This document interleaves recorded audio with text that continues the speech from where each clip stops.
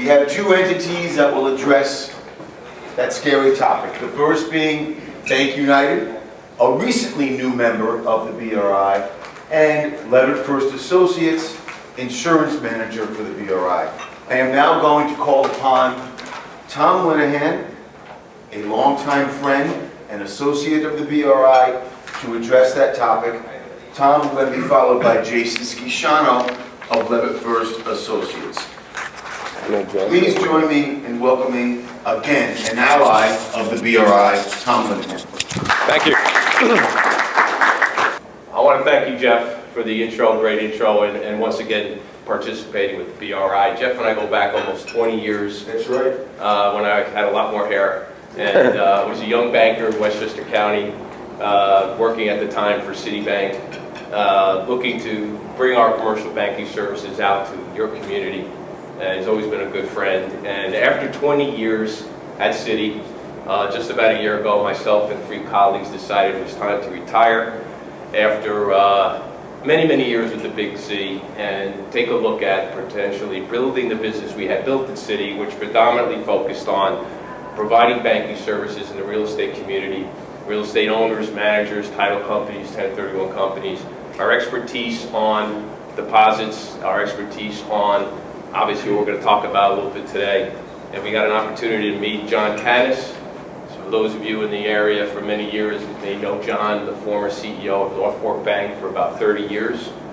John sold North Fork Bank back in 2007 to Capital One, was retired, and then the FDIC called and said, we'd like you to look at a bank called Bank United, because I didn't know what a Bank United was before I met John. And Bank United historically was a Florida-based residential consumer bank that was the poster child for what not to do prior to the mortgage crisis. So the bank was in receivership in 2007. John and his partners took it out of receivership in 2009, shored up the bank, went public in 2011, the largest bank IPO in history, $980 million, paid off the investors, and in 2013, built the commercial bank. And when he met us, he asked us, how did you guys build a $20 billion bank inside Citibank, inside Citicorp? And we said we did it nationally, vertically, and just focused on what we felt was a very much underserved banking industries like the real estate market, where you were not a borrower, you were not getting a senior banking person to come in, take a look at your banking, see if we could do a better job. That's it for the commercial. So John Haberman and I have known each other about 20 years. John's one of our senior relationship managers. John got us to Bank United. He was a former North Fork Bank executive. That's how we got to meet John. I asked John to join our team, and shortly thereafter, we've been here 1 year yesterday. So it's been an interesting year of building out products, working with compliance, and putting together programs like we hope to share today. It's not a Bank United commercial, this program. This is bank agnostic. It doesn't matter who you bank with. What we're going to try to show you today is best practices on how to protect yourself, how to protect your clients, and sure enough, how not to get involved in what unfortunately is becoming very rampant in the real estate industry, which is business email compromise. Just to give you a little background, before I left Citi the 3 years prior, I ran treasury products for the bank, for the commercial bank, and unfortunately I got very heavily involved with clients that were either victims of malware, where their bank accounts were taken over, or victims of, which is even more profitable for these bad guys, is business email compromise. So before I begin, just to get a little bit of a poll, has anyone unfortunately had this happen to them? Wire fraud, email compromise fraud, whether in business or personal? And I'm sorry to hear it. I'm sorry. It didn't happen to me. I'm in the software business, and we had a client who actually went bankrupt. Well, it's one of my slides will show that. It is the fastest growing fraud pretty much out there. There is no today technical solution. It is predominantly done through social engineering. But hopefully what I can take you through today, and it's designed to be interactive, so thank you for that. If you have friends that were involved in it, if you have friends that run businesses, it doesn't matter what industry you're in, it doesn't matter if you're in the real estate businesses or not. Everyone will be a victim of it someday. And so not a matter of if anymore, it's a matter of when. So let's see if I can do this now. There we go, okay. So a little history of fraud at the bank level, and really what these are war stories from the front. It's what I've seen, what my team has seen, and what we read about online. And the first takeaway today, I would encourage everyone to go and Google business email compromise, BEC. The FBI has a whole site on it. You can find more information on it. You can find out how to protect yourself. You can find out what to do if you're a victim of it. We'll talk a little bit about that today. If you unfortunately are a victim of it, if you were given bad banking information and were funding a client, or you were receiving or had to send money to a client, unfortunately, a lot of those transactions are not covered by the bank, because if you're a victim of business email compromise, you willingly went and sent the money. So the bank does not have any restitution obligation to you. So anyway, we'll talk more about that. How does it all start? Well, many, many years ago, with the folks that use online banking, I would assume some folks do, whether personally or professionally, you may have come across a situation where you couldn't get onto the bank system. And you call the bank and say, I can't get on. For some reason, it keeps bumping me off. I can't get acceptance. Well, those were called denial of service attacks. In fact, there was one about 6 months ago where you may have read these hackers commandeered all these home systems, baby monitors, anything that was tied to the web, and were attacking Netflix sites, large corporation sites. And what a denial of service attack is when you go on a bank system, you're requesting access. And what DDoS or denial of service attacks is they emulate millions of requests to get on that organization, that companies, that banks, Netflix, that website, like every second. So it really just implodes the site. No one can get on. And the bad guys used to use this model because when that happened at the banks and we had legitimate customers trying to move money, the banks would lax their requirements. Okay, what do you need to do? Well, I need to do a wire. Here's my account number. Okay, no problem, because we want to make sure we help the client out. Well, unfortunately, while all those were going on, the bad guys were calling the banks. The bad guys were trying to get into the banks. Banks got smarter. We developed filters. We could filter out fake requests from actual requests. So denial of service attacks at the banks have diminished greatly. They happen, but we're able to defeat them because we can let you, the real clients, in. Bad guys went now to something called malware. Malware or malicious software, and again, I'm not technical, so forgive me if I stumble. Really what it is, it's about a $3,500 program that if you unknowingly get on your system and on your computer at home or your system at work, it actually creates scenarios where the bad guys can follow your keystrokes, follow what websites you visited, and basically sits and lays in wait, and the bad guys can get a lot of your information that you might have stored on your computer. Malware, very prevalent about 3 or 4 years ago. The bad guys would use it. If someone in your organization or yourself went on your bank system, the bad guys would come in, almost like if you ever needed help on your computer and you called Dell or you called Apple and they said, okay, give me access to your computer, you give it to them and they were able to walk you through it. The bad guys would access the computer, change the URL, the web address of the actual bank site, and unbeknownst to the user, you would log on and it would be on a fake site, looks exactly like the bank site. Exactly. In fact, the city site looked exactly like the real city site, but all it was the title page to log on. Clients would try to log on and they get a pop-up message. Oh, we're having some trouble. What would you like to do? Oh, I need to do a wire. No problem. I'm here, your happy bank helper. Well, I'll help you. Please give us your account number. Meanwhile, the bad guy's on the real bank account. Please give us your ID. Please give us your password. Many, many losses there. Those were actually covered by the bank because it was basically systemic. Banks got smarter. IBM companies put out protocols, software that actually was able to tell if a PC or laptop had malware on it.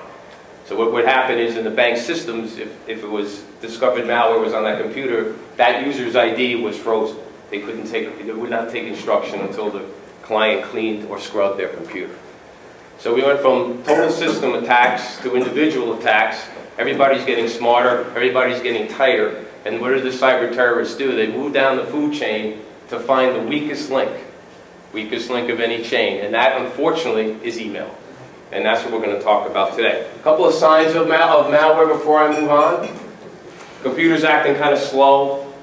One of the takeaways, another takeaway today, if you run a business, contact your bank and contact your banker and ask them, tell me about the online system, and if there's ever a problem, will you actually engage me in any kind of a chat? You know, we all have millennials working for us today, and their whole world. I don't think my kids speak to anyone anymore. They text, nobody ever actually calls on the phone. So if you have millennials that are sitting there and they actually, maybe they're in their accounting office or maybe they're in charge of setting up a wire or moving money or doing something, then they're going to actually take this chatting that's actually fake and think it's real. Make sure you contact your bank. One of the things I do on these programs is I ask, when was the last time someone spoke to their banker about your bank accounts, your online system in the last 30 days, 60 days, 90 days? First thing you do tomorrow is call your banker and say, I want to learn about the online system. I want to learn about whether if it's down, you'll actually chat with me. How do I know it's the real system? Important things to talk to your banker today about. And if your banker doesn't know, ask your banker to get the person who does. Because it's really important. That's your key. You're live at the bank. I mean, that's like basically leaving your checkbook open at Grand Central Station with about 6 signed checks on it. So just make sure whatever bank you're working with today, you understand their online system. So if it's working slow, there's pop-ups, there's if we can help you, the odds are you may not be on the actual bank site. So bad guys move down to what's called business email compromise, or BEC. These, and who was the gentleman had the software company? I don't know if it's this one in here, if it was there was a tech firm. He was in the middle of a $30 million deal. He lost all his data to malware. Mm-hmm. It took our IT guys 7 hours to figure out where it was parked. Wow. And by that time, it was too late to even pay the Bitcoin. And the key was, in his situation, he never backed up his data. And Oh boy. he lost 3 years of data, he couldn't sell the building. He had to re-enter manually all the data in. The bank extended the sale of the building for another 6 months. It took him 6 months to upload all the data of 3 years. Mm. And then reissue all the paperwork, and then he went out of business. It's a nightmare. Absolute It's an nightmare. absolute nightmare. And Absolutely. there's one industry very prone to it today, which is the title settlement industry, which is a big piece of our vertical, and I speak at least once 3 times, 4 times a month to these companies about what to do. Spoke today to a colleague. I was down at the NBA in Manhattan, and he said he had a title settlement company that lost $2.5 million due to this fake email, wire information for the closing, sent out $2.5 million. Their cyber insurance policy covered $200,000. The owner of the settlement company had to write a check for $2.3 million to cover it. So it's important to know what's going on here. These are actual headlines from the web. Australian firm fires their CEO after a $56 million cyber scam. These are all email compromises. Cyber criminals steal $54 million from an aircraft parts maker. There is a firm suing their cyber insurer for $480,000. That's insurer, and this is all on the web. In fact, Jeff has this electronically. Happy to send it to any of you folks here. There's some takeaways, best practices you can give to your folks. This $480,000 loss was not covered because this cyber insurer determined that BEC is not a cyber theft, technically. Because, again, the victim willingly wired the money to the bad account. The tech firm suffers $46 million cyber heist. That was that tech firm's total EBITDA for the year. Probably another one that unfortunately probably went under. The FBI is warning of dramatic increase in email scams. We've all heard of phishing. They actually call these whaling because they involve predominantly CEOs of companies and fake emails out to controllers, CFOs, folks who manage the money to move money in a hush-hush, top secret, very confidential, but very time-sensitive manner. U.S. or European companies are the top targets of this fraud. Ironically, the safety and security and reliability of our internet makes us the most prevalent and the best place for these bad guys to work, because they need a system and a web that is actually always working. Because in other countries, when it's down all the time, it's just not worth their investment. Something I think you mentioned as well, sir, ransomware payments, where your system is taken over. You get an email that says, you know, you have to pay $500 in Bitcoin or $600 in this, and we'll release your system. Well, it was $200 million in 2016, the total losses. The FBI believes it'll be a $1 billion loss this year, ransomware. And it will hit everybody and anybody. Well, how do you get malware? Because it really starts with the malware. Well, malware gets distributed many ways. You open an email you didn't know who it was from. You open an email that you thought it was from your Uncle Joe to show you a picture of his new nephew, but it really wasn't Uncle Joe. It was a picture of a kid, and when you opened it, you got malware. So there are systems out there, IBM is called Trusteer, that can sense if you have malware on your system and will alert you. And there's a companion product called Rapport that actually goes in and scrubs the malware. So it's important to do all these updates. You know, I'm a PC guy, not an Apple guy, and I have like 82 Windows updates that I haven't yet determined to unload or upload because I just want to get on and off. So always do those updates for Windows because those are coming in with security. Because the more we do to protect, the more the bad guys do to upgrade. They actually upgrade this malware software like Apple and Microsoft upgrade their own software. There's 2.0 versions, 2.5 versions. Here's some stats that are pretty alarming. So when I started, ironically, about October 2013, running Treasury products for Citibank. 2.3 billion losses in just business email compromise from October of 13 to February of 2016, give or take 18 months. 2 years, I'm sorry, a little over 2 years. 17,000 victims, 2.3 billion. Well, from February, these are the last stats, so I always check this before I do one of these to make sure where it's going. So we've been talking about this for 3 years. We've been educating people. People put their hand up. I'm good. I got it. Well, from February 16 to May 16, in 3 months, it went up another $800 million, $3 billion. The FBI believes that this could be up to $4 billion this year. So we're going the wrong way because the bad guys are getting more sophisticated. The bad guys are getting better at phishing and whaling and social engineering and putting out fake emails. Right here, the CEOs are the most popular senders. This is the whaling scenario, which I'll go through later and I'll tell you about. The CFOs are the most popular recipients. All 50 states in the U.S. have had victims. I think there's over 22,000 right now, probably growing as I stand here. However, most of the transfer requests are going out to about 79 countries, predominantly Asian countries in China. And why is that? Because there's areas of China that when you feel you're a victim of one of these wire scams and you call your bank, what happens is you say, I think I'm a victim of a wire scam. I wired out some funds. I believe I was given fraudulent information. The bankers now, all the banks kind of work in this back office circuit, and they call the other bank and say, hey, I think your beneficiary account is fraudulent. Our client believes that they're a victim of a fraud. They will lock the money down. It's not in perpetuity. They lock the money down. You most likely have to fill out an affidavit. You have to do some hold harmless letters because banking regs, that beneficiary, that money in that Benny account, whether it's fraudulent, sorry for bank term, Benny account's beneficiary. That beneficiary's account, that money in there belongs to that beneficiary, whether they're a crook or whether they're a legitimate person. Banking regs, you are not allowed to debit that account and send the money back without the beneficiary's permission. So when you do a wire recall, which has pretty much been around forever, you contact your bank and say, I need to recall the wire. Your remitting bank contacts the beneficiary bank and says, my client would like to do a recall. Beneficiary bank reaches out to the beneficiary and says, Mr. Haberman, we need to debit this, please give us permission. So the bad guys know this, by the way. They probably know more about the reg than I do. So we cannot debit it unless but if there's a fraud, they will lock the money down pending an investigation. And that's when the wheels start to happen and it has to be timely. Because the quicker you let your bank know and the quicker we lock the money, if that money goes to China, and there's areas in China, those beneficiary banks in China are not legally bound per China rules to tell us if the money is there. We actually at Citi had to hire an attorney to issue a court order and an injunction and pay 30 grand to get 70 grand back for a client. Because we had to have, the court has to make that bank, Benny Bank, tell the bank if the money's there or not.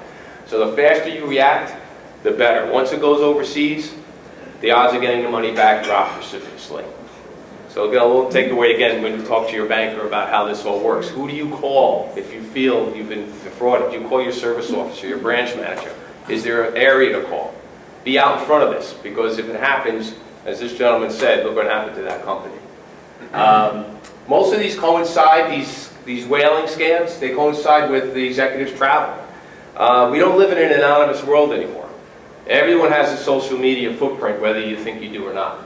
I'm not on Facebook. I'm not a Facebook person. I use LinkedIn to kind of catch up with some colleagues, but that's a social media footprint. So how do these guys do it? Well, you go onto any company's website, and here's your board of directors. Here's your CEO. CEO Tim Smith. Now I'll go on Facebook and see if I can find Tim Smith, and I find out Tim Smith is in Spain with his family. Tim Smith's company is in Oklahoma. So now I go on and I know Tim Smith's email because it says it in there. It's timsmith@acmedata.com. Now Tim Smith sends an email to his controller or CFO and says, "Hi, Tim here. I know I'm in Spain with the family, having a great time. Hope you're well. You're going to get a call from an attorney. That attorney's going to tell you about a deal I put together. It's kind of time sensitive. I know it's Friday afternoon. It's 2 o'clock in the afternoon, but the money's got to go out today by 4. Listen to the attorney when he calls." And who do they find? They usually find, per that, they'll find a controller. The odds are Murphy's Law. They'll find someone who's been in that department. Why is the CEO calling me? Why is he sending me an email? Well, it's not a real email, which we'll get into about how that works. They're fake emails, and they're playing upon most email systems that truncate. So that person thinks it's getting it from Tim Smith, but in reality it's getting it from an email address called Tim Smith, USA Acme @hotmail.com. But if it truncates it, and who comes up is Tim Smith. And that's how they play on this. We'll tell you about how there might be a way to avoid that. So how does it work? John actually posed for my sketch here. He's a cyber terrorist by night. Criminals, they unlawfully access the email. So I can give you the example in the title industry, right? And everyone here who has ever had a mortgage understands that process. You work with a realtor, you work with an appraiser, you work with a home inspector, you work with a title company, you work with a settlement agent, you work with a settlement attorney. If you're buying or selling, you potentially who else is involved in that is the buyer's attorney, the seller's attorney, and the bank. So there's about 8 players in this. Well, the bank's got everything locked down in a firewall. You may work for a company where your firewall or your email traffic is back through that. But unfortunately, the realtor always is working outside. So their whole life is on this. They're going to see properties, meet clients, work with deals. So they're, unfortunately, sometimes are the most prone, and appraisers, people work outside the home with their email that they're carrying around or their Gmail account. So they get the malware. The malware now is on their phone, and what are the bad guys doing? They're watching the realtor and the borrower, or the realtor and the buyer, or the seller going back and forth about the deal. And they're watching the deal. And they got the amount of the deal, they know who the attorney is, here's the, oh, right, here's the name of the settlement attorney, can you please provide the banking information? So what happens is, right before the closing, the bad guys come in, and they send 1,000 of these out because they've been watching 1,000 of these deals around the world, around the country. And it just actually happened, as I described before, to that deal. John and I know a local title agent here in town, about 180 grand. Closing attorney sent them the wire information. They called the closing attorney back, said, "Is this the wire information, doing everything right?" Said, "Yes, it is." They wired the money. And what happens in a mortgage deal? They don't find out that nobody got the payoff for 30 days.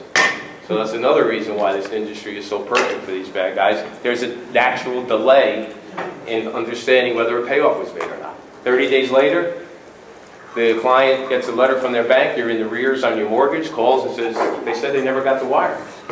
And unfortunately, or fortunately, the bad guys only really took 10 grand and a bank check, believe it or not, walked into a bank, and there was most of those proceeds still there, and we were able to help them. They didn't bank with us, but I kind of guided her through to work with her bank to get that money back. They ended up, it's about a $30,000 loss. But still, it's a small company, $30,000 is a lot of money.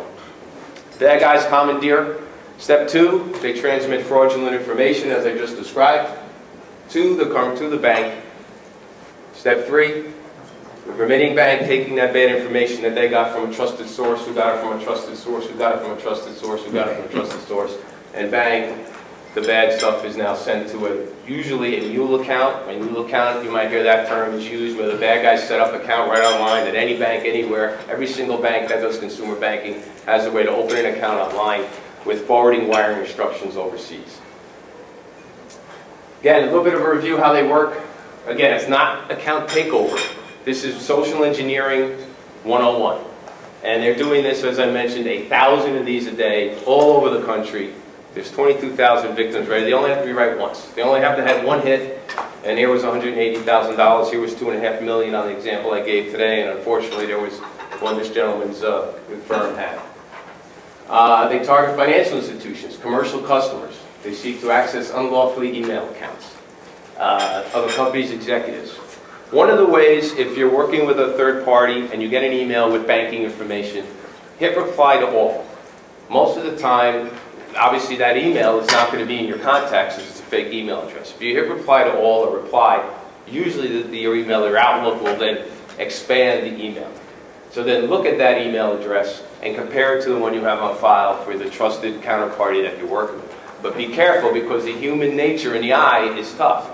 If Tom Linehan at bankunited.com, they could replace the L, the small case L, with a digit 1.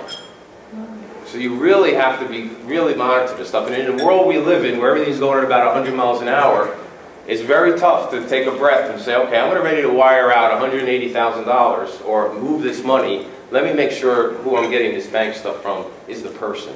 We have clients that will not accept banking information via online or via email. It has to be written, either sent in, or it has to be given at the time they meet the client, face to face. And they will not change. They can get 10 emails that say, hey, I gave you this account, I don't want it to go to that account. Nope, it's going to the account you gave us when we met. And if it's a deal you're working on today with a client and you know at the end of this deal you're going to move money, say to the client right up front when you need it, listen, I'm going to need your banking information at some point, your account number, give it to me now while I'm looking at it. And again, it's kind of practices that if you think about it, you can probably go back to food chain and try to put things together. But unfortunately, we're a global economy, we're a national economy, you have clients out of state, very hard to do. You have to try to figure out how to get that and substantiate that information.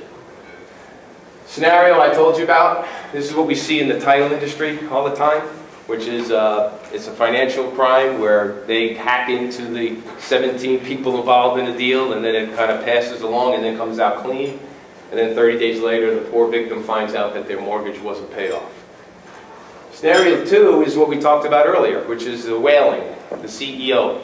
If you're the CEO of your company, have a process, have a safe word, have a process with your controller and your CFO. If you ever get an email from me to move money, I want you to call me no matter what time of day it is, no matter where I am, you call me on my cell to confirm it. If I leave a number in the email that says, hey, I'm not on my cell phone, call me at this number, always call me on my cell, and you know the cell.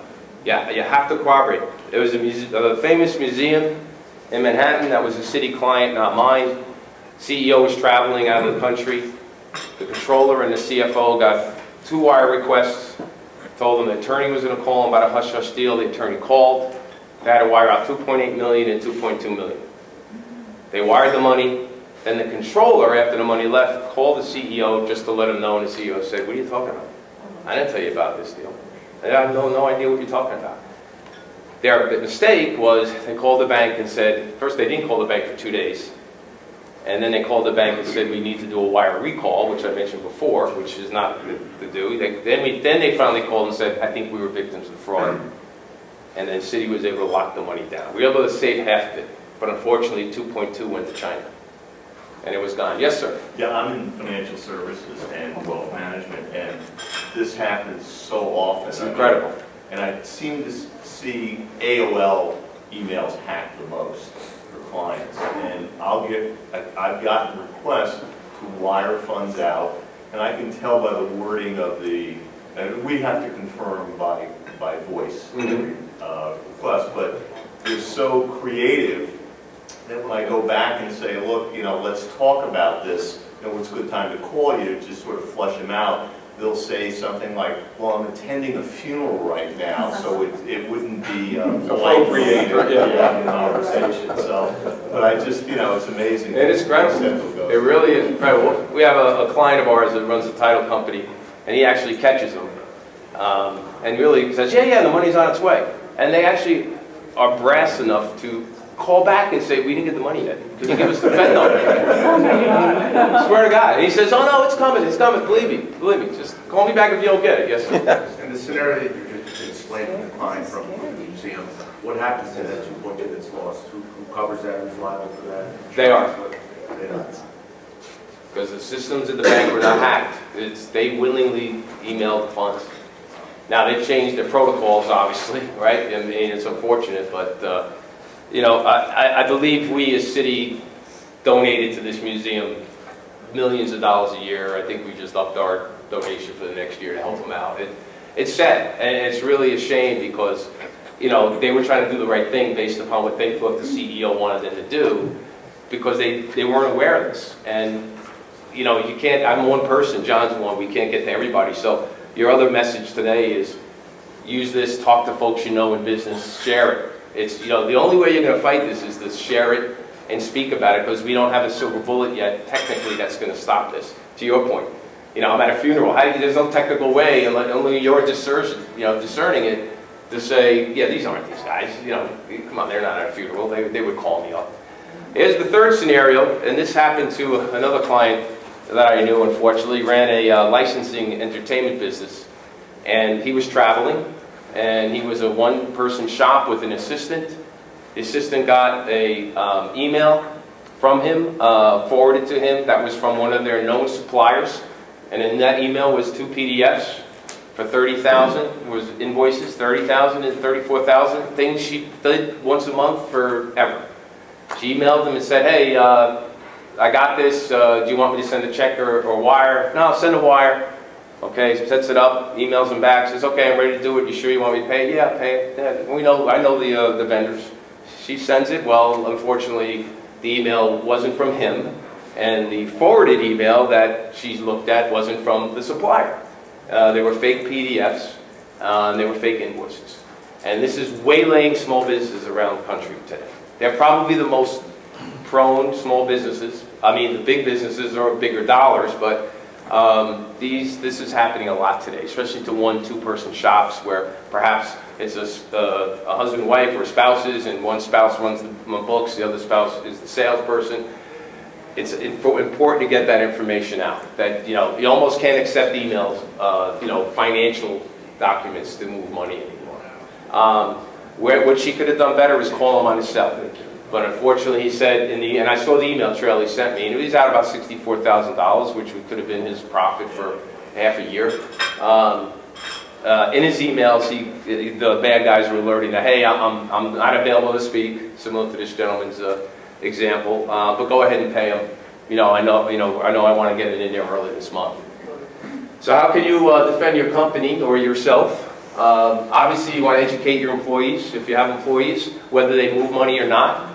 Still educate them, because you just never know which employee might be victim of a fake email. As I mentioned before, scrutinize all your emails. Be very wary of financial transactions that are hush-hush, are time-sensitive, and usually come in on a Friday afternoon, somewhere between, say, 2 and 5 o'clock. By the way, the bad guys, and they're kind of like Eastern Europe, I guess, they kind of know when the New York Fed closes as well. Believe it or not, they know that. They know the New York Fed closes at 6 p.m. every day, so that's kind of why you'll always get these fake emails saying, "Oh, make sure you get it out before the Fed closes." Raise your employee awareness. John and I have done these for title groups, title agencies, their employees, to try to again spread this information about what it's all about. Verify any changes in vendor payments location by using a secondary sign-off by company personnel. One of the things to do is maybe use a code word or use something that only you and the person who would move the money in your company would know, just to be safe and be secure, that they know it's you. And believe me, as this gentleman said, they'll get on the phone and talk as if they are the CEO. Because they don't care. They get one. They only have to be right once. You can speak to them and go, I know this isn't the CEO, and hang up on them, but what if they were talking to someone who never heard the CEO speak? Right? They never know. Stay updated on your customers' habits, including the details and reasons behind payments. Obviously verify. Here's the website that you report any of these incidents. Unfortunately, the FBI doesn't really get that involved in these cyber heists because they are just basically overwhelmed. I don't even think they got involved on that $64 million one. I mean, what are they going to do? They can't go to China or they can't go to Eastern Pakistan to try to arrest these folks. Some others are don't be a victim. Obviously, here's create an intrusion detection system. This seems to be relatively new, which I'm looking into, which maybe, if you have some tech folks that you work with, this seems to be an intrusion detection system on emails that can kind of filter out bad emails from good emails, and that a regular email of abc_company.com would flag as fraudulent if it came in as abc-.com. Color code virtual correspondences, so emails from employees are one color, emails from the outside are another. In fact, we're working with a national title company that every email they send to us or we send to them says either inside company or outside company. So it's able to determine that. So at least it's a one-line defense. Confirm requests for transfers by using phone verification when you can. We spoke about that. And again, it's really just scrutinize your emails. Here's some best practices for both internal as well as it's harder for the bad guys to compromise two people if they're trying to run a scam. So if today you work with single authority to move money out of your company, try to do dual. If you're a one or two person shop, give your assistant the second approval. You're not giving them authority to move money. They couldn't do it themselves, but at least it's two people eyeing a wire. It's harder to compromise two people than it is one person. Obviously, entitlements, you want to control those if you're using online banking. Always safeguard your passwords. Don't do like I do, write them on a piece of paper and keep them under your mouse. Keep them in a better place. That's where they are. That's where they are. And so many passwords, I can't even remember them all anymore. But anyway, and obviously education. You know, this you can kind of peel out of the deck and just give it to your staff or give it to your folks. Another thing about email and web surfing, and I'm sorry if I ran over here, Jeff. That's all right. One good news, fighting back. There were 19 people, this is a recent story in March. 19 people were indicted. The rest took place in New York, LA, as well as Hungary, Bulgaria, and Germany and Israel. Well, what these guys were doing online vehicle fraud, where basically they were posting fake cars for sale. Now you would think, who in the world is going to fall for this? But obviously they did. So they would offer really good prices on autos, and I guess unsuspecting victims would wire money to put a down payment on the car.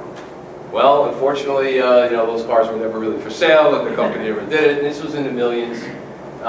50 law enforcement agents, it's on the web, it's a pretty cool story. So Tom, let me jump in. So just recently, about a month ago, my daughter's looking for an apartment, and she goes on Craigslist. Right? Why not? Sublet. She just wants a sublet. The guy says, great, we can do it, but because somebody's already in the apartment, you can't see it. It wouldn't be fair to them. But here's the address, and if you want it, it's going to go quick. But so wire your down payment to me right? So we said, well, let's go down and look at the apartment, look at the area. We can't get any apartment, but I'm a banker. I should know better. I didn't send any money. But I go down, the address didn't even exist, right? And we call the person up. Where's the? Oh, you got to go around the. They were doing all right. Then there's two of them. It's the same time we're talking to another person. That address did exist, so that's pretty good. We weren't ready to do anything, but that was good. So they sent us contracts, both different people, exactly the same contract, exactly the same signature. The whole thing was fraud. And how many people would say, I love this apartment on the Upper West Side. This is gorgeous. It's the right price, market, right, but a little bit below market, but a good price. I can get it. I see the building. It's beautiful. Bang, here's the money.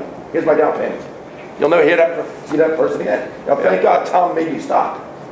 Because if it wasn't for Tom, I'm a kid. On my own, I figured it out. But unless you go down, look at, and believe it or not, the fact that the contracts weren't identical with the same signature, who knows what I might have done. You fall in love with something. You fall in love with an apartment. So be careful. And that's Craigslist. You think they would vet it out, but There's a it's all over the scam. place. There's a scam for everybody. That's right. Unfortunately. That's our team. Joe Curran is my partner, our partner, myself, John, Karen, James, or Jay, Karen, I, and Joe. We're the team at City. I thank you for a few minutes. Any feedback, questions? So if we subscribe to some security stuff like Semantic antivirus, is that good protection or is that not enough? I think anything is good, but I don't think there's anything that is 100% foolproof. I think the more you can do to have things like that to make sure you're getting rid of, malware or software, but if there is a way in, they're going to find it. Because again, this is all they do. It's about a $3,500 investment, and the average scam is 180 grand. That's not a bad business to be in. I think I'm in the wrong business as a banker, but the best you can do is continue to do that. But also remember, this is not that technical. This is more social engineering. So make sure that you talk to your bank today for your business. Talk to your banker. If I am the victim, who do I call? Well, how soon? What happens then? You really got to get out in front of this. Unfortunately, okay, when the crash happens, what do I do? Because you don't want to find out while it's going on. Because when it's 2.5 million or 180,000 or 24 million, every second is an hour when that happens. And that's not the time to learn about the bank's process, right? But just part two of that, besides the banks, like when you have your security account, everything we do now is online, right? Yes. Paying our bills, so, I mean, you're so exposed. What can you do with your security accounts, for instance? I mean, again, talk with them and see. Well, again, if the online banking system is speak to the bank that's providing it, any of your accounts that you may have, that you work on all these other sites, they all are going to have areas and folks you can learn about their cybersecurity, but again, we, as the bank or the financial institution, can only do so much. We fight every day to make systems easy to use, but safe. And as a technical person, the gentleman next to you, that's a fine line. That is a Right? very fine line. When we run cyber, looking for malware and cybersecurity, Windows system and Apple has a built-in security set. Windows is called Defender. I don't know what Apple is. I don't know what's Apple. But we also run a second. We run Malwarebytes, or you can run Norton and all these other programs. You should run two parallel programs because they cross each other. And if one doesn't spot it, the other one will spot it. So you have to run, they both focus on different aspects of the crime. So you've got to run two programs. Yeah. So you should always run, Windows is built into Microsoft. So you can find it in the system. Malwarebytes you can buy online, or Norton you can buy online.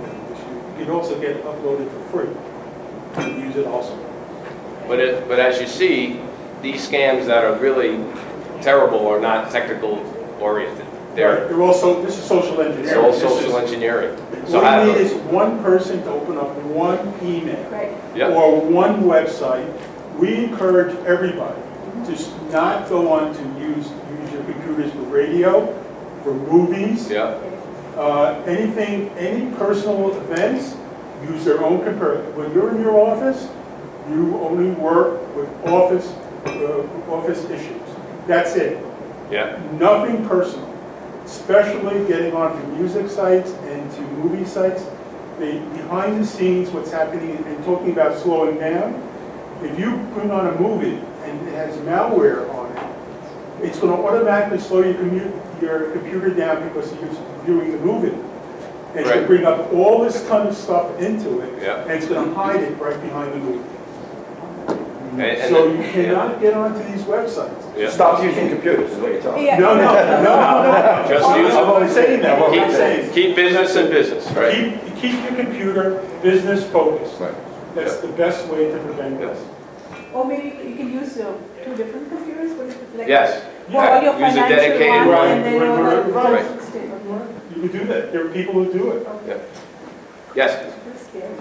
It is. Isn't there two questions? One, what do you suggest for like all those username and passwords? You know, like, I mean, I must have like 16 pages of different passwords Yeah. and stuff like that, so I have it in the computer. Of course, I have it guarded with a, Get it out of your computer. with special, get it out of your Yeah. computer. Get it out. It should not be there. I've gone analog. I write them down and I lock them in my drawer. Yeah, I mean, it should Because, not be in your computer because ultimately they'll figure a way of getting into your system and you're going to have a terrible problem. Okay. Terrible problem. That's a It good- should not be locked in your computer. That's a The good other point, but the question- problem is that, I'm sorry. The problem is that when you forget, when you have 20 different passwords for 20 different things because you think to protect yourself, you forget them. So now you gotta go through the cloud to find Once they get onto the keypad and you start hacking into your own computer, basically, looking for the answers, that's all they need. You're getting the road where you get all your passwords and login. Get them out of your computer. Well, I don't keep it in the hard drive, I keep it in the cloud, right? So does that make a difference? The answer is no.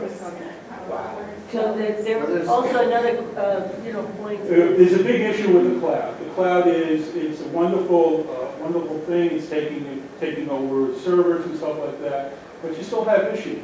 If you have a cloud and you have commingled, you have to worry about commingled data, which is two people streaming up data at the same time. And for some reason, they have a drop in energy or something like that, and the cloud slows down that data going up there, and it commingles, you have a problem. You're going to get somebody else's data, or you possibly get your own data. And the next thing you know is you have a serious problem. Yes, it's much more secure, but it's not good. Okay, One we of do have the another, points- I'm just sorry, one- I'm just sorry. a point, So one of the other points is, isn't it possible to do something to the computers so that your staff cannot get into anything that you don't want them to, like? Yes, there are back Right. lockouts. that you can Lockouts, use. You can because do we have that on our computers, that we, There's also specialized software that does that. all the there stations is. are locked out Right. except for. In our software, we actually have that, where each station, workstation is locked out from the other meeting. And I don't allow anybody to have anything in their C drive. You know, there's nothing in the actual, whatever you call it. C drive? well, C drive is the actual workstation. Right, there's nothing in the, I don't want to allow anything. Everything's out of the Where do server. you park it? You park it in the cloud. Is that what you're So saying? I have it either in the server, Okay. okay, Which is because a- what I which is find another is draw. that sometimes an individual on a workstation. Go off the grid. And then somehow I figure out how to download something even though, now I don't even allow, I have a tech company for tech and security. I got hacked last January, it was horrendous. Somehow I lucked out because I had an external hard drive was just like 2 weeks old, that was disconnected, so I was able to get the stuff out. But, it cost me probably about $50,000 to, Well, the key is to everybody here is, and this is the basics of all software. All right? Back up your data on a daily basis, off-site. We use data deposit box. There are many people who use there are other companies out there. But if you don't back up the data on a daily basis, you're doomed. well, most of the stuff that we do is online programs. So Whatever it everything is, it's what makes you, what you're talking about, what makes your livelihood is that data. You must back it up. Right, so I have it in the clouds and I have it backed Okay, up. fine, then you're doing the right thing. You're acting off-site. If, all goes well, right? Right, exactly that. Okay. Tom, thank you so much. Thank you, guys. Thank you, John. We do have another presenter who wanted to touch on this subject, Jason Cicciano, co-president of our insurance manager, Levitt-Fuirst Associates. Jason, it's all yours. I don't want to take too much time, because I can see you guys are already incredibly depressed. It always happens to me. I don't know. And B, I'm not sure, I think there's like an hour-and-a-half limit on how much of this depressing information you can take at one time. So I just wanted to touch on the insurance aspects of the topics that Tom was talking about and how you can insure for some of these situations. And also dovetail, because a lot of what was being discussed here was with respect to computer fraud and funds transfer fraud.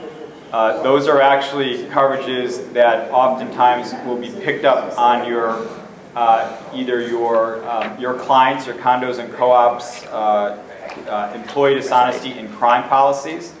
There are subsegments of those policies that cover specifically computer and funds transfer fraud and forgery and alteration. So it used to be that you'd sell an employee dishonesty policy and wouldn't necessarily have those additional components. Now they are available and they should be added if you don't have them. They're an additional cost, but they should be added. But the other thing that I wanted to talk about as well was cyber liability and cyber liability insurance, which is different from covering computer fraud or funds transfer fraud or forgery and alteration, which deals obviously with money. Cyber liability is more specifically the theft of personally identifiable information or confidential information from your computers or information that you have are holding as property managers on behalf of your clients. And that's more appropriately addressed by a cyber liability policy. So one thing that I handed out, which you can read, some time ago, well over a year and a half ago or 2 years ago now, we wrote an article for Impact. You can go back online and see it in slightly larger print than this. Data theft methods include unauthorized access to database files via the internet due to weak or stolen usernames or passwords, stolen laptop or portable hard drive or email phishing. The examples that I give are like for a managing agent who stores personally identifiable information of condo and co-op residents' names, addresses, social security number, bank account information, and property management software on the office server, and the server is hacked and that data is stolen. Or a co-op board president emailing electronic files to a shareholder applicant, or of a shareholder applicant to other board members. The file contains personally identifiable information of the applicant, name, address, social security number, etc. Investment statements, pay stubs. One member of the board has her computer hacked or a laptop stolen. The shareholder's personal information is accessed. Or for a landlord, same thing. A landlord's got names, addresses, social security numbers, bank account information on all of the tenants that's subject to theft. So some of the coverages that may be on a cyber liability policy, and I'll tell you what, cyber liability insurance is like the wild, wild west of insurance. It's the fastest growing insurance coverage in the insurance industry. It is also one of the least standardized. So you may think that as long as you have a cyber liability policy or your condo co-op has a cyber liability policy that you're all set, and I'm here to tell you I've read these policies, and as many policies as you read, there's that many different types of language and coverage. It's very confusing and very detailed, and there's a lot of exclusions or conditions. I've read one policy that said that if you don't have the latest and greatest update, because you were talking about it, constantly upgrading your software, that if you haven't done the latest upgrade on your security software, that the coverage is void. If you don't know that that's in there, you could be buying something that may be virtually useless. So coverages can range from network and information security liability, so the liability associated with somebody stealing personally identifiable information from your computer and then going out and destroying somebody's credit or what have you with that.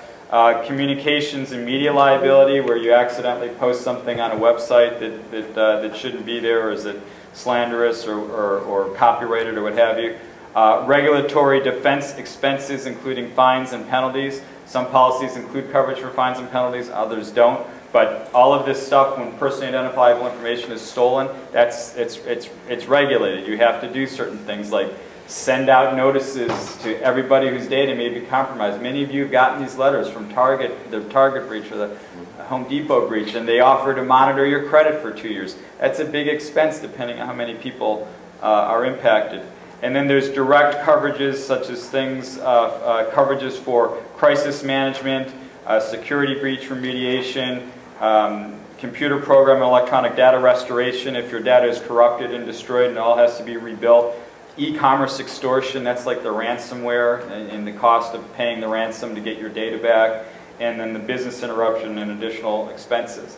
And when we're talking about managing agents and your relationships with your clients, then you get into a question of who should have the policy, or should you both have the cyber liability policy. So there's a lot of nuances to cyber liability insurance. I think maybe if there's time and you want to ask any questions, I can try to answer them. I don't want to continue to ramble on about this very exciting information. Any questions? Yeah. So the cyber liability insurance, besides for our co-ops, condos, can you also get it for your personal use? Can you buy cyber liability In other insurance? words, whatever insurance we have, whether it's homeowners or, can you talk a little bit about that cyber liability? I don't know a lot about cyber liability for individuals because I'm here mostly to talk to managing agents and condos and co-ops that they're managing. Yeah, but it'd be a good question for your personal insurance agent. Okay, thank you. I do believe that you can get coverage, and I have LifeLock. There are a lot of other products out there, but I believe that those are legitimate options, and they are actually insurance policies when you buy them. Thank you. Anyone else? Okay, thank you. Jason, thank you.